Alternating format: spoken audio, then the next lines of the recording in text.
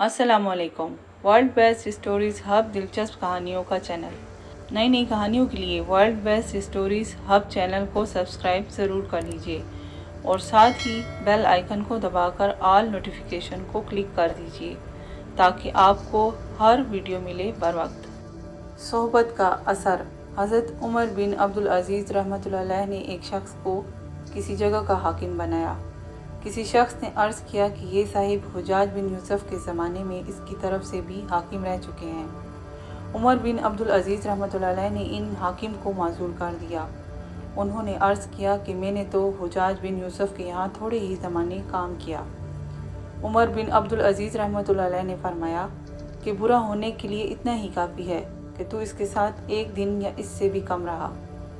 मतलब ये है कि पास रहने का असर ज़रूर पड़ता है। जो शख्स मुत्तकियों के पास रहता है इसके ऊपर गैर मामूली और गैर महसूस तरीके से तकवे का असर पड़ता है, और जो फासिकों के पास रहता है इसके ऊपर फस्क का असर होता है। इसी वजह से बुरी सोहबत से रोका जाता है। आदमी तो दरकिनार जानवरों तक के असरात पास रहने से आते हैं। हज़ूर नबी अकरम सल्लल्लाहु अलैहि वसल्लम का इरशाद है कि फ़ख्र और बड़ाई ऊँट और घोड़े वालों में होती है और मस्कनत बकरी वालों में।